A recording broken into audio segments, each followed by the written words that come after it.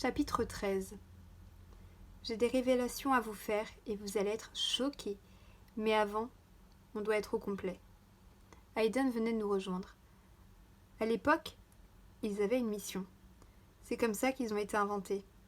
Il y a de cela bien longtemps. Le Conseil souhaitait créer une espèce capable de protéger le pays, mais aussi le monde, en cas de catastrophe naturelle. C'est pour ça qu'ils ont décidé de créer les élémentaires, la première génération. Après avoir fait des expériences, des tests, ils ont fini par réussir. Mais le problème, avec toutes ces modifications génétiques, ça a donné des mutations. Le corps a changé. Un exemple, le fait d'être stérile. Le problème, de base, ça devait juste être de bons petits soldats surhumains, mais ils ont commencé à se révolter, à demander des droits. Ils ne voulaient pas être considérés comme des machines de guerre. Ils savaient qu'ils étaient en danger.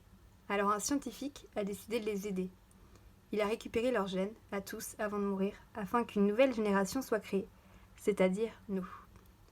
Lorsque nous étions dans le ventre de notre mère, des scientifiques qui travaillaient sur le projet cherchaient désespérément à trouver des gènes similaires aux précédents élémentaires. Plus il y aura de correspondance, plus il y aura de chances que le corps accepte les nouveaux gènes. Quand ils ont trouvé que les gènes matchaient, ils ont procédé à l'implantation. Nos mères n'y ont vu que du feu. Elles pensaient que c'était un vaccin ou quelque chose comme ça. Parce que bien sûr, elles n'étaient pas au courant.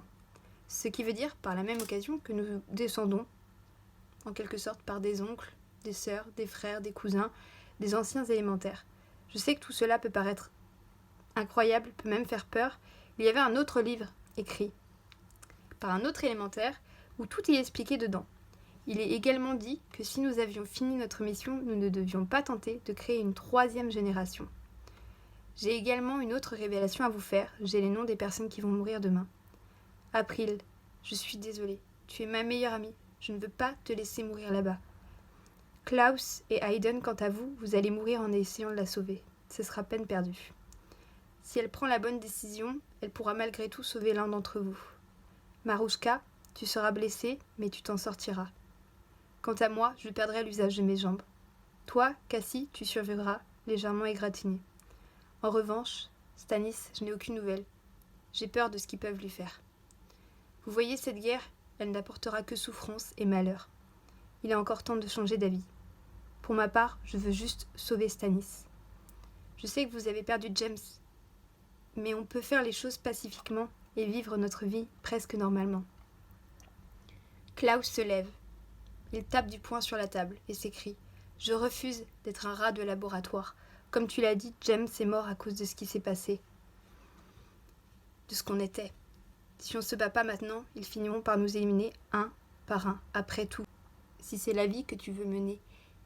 Mais moi, je préfère mourir au combat que d'être un lâche. Tu vois le résultat, James, après Stanis, qui sera le prochain? Je suis seul responsable de tout ça.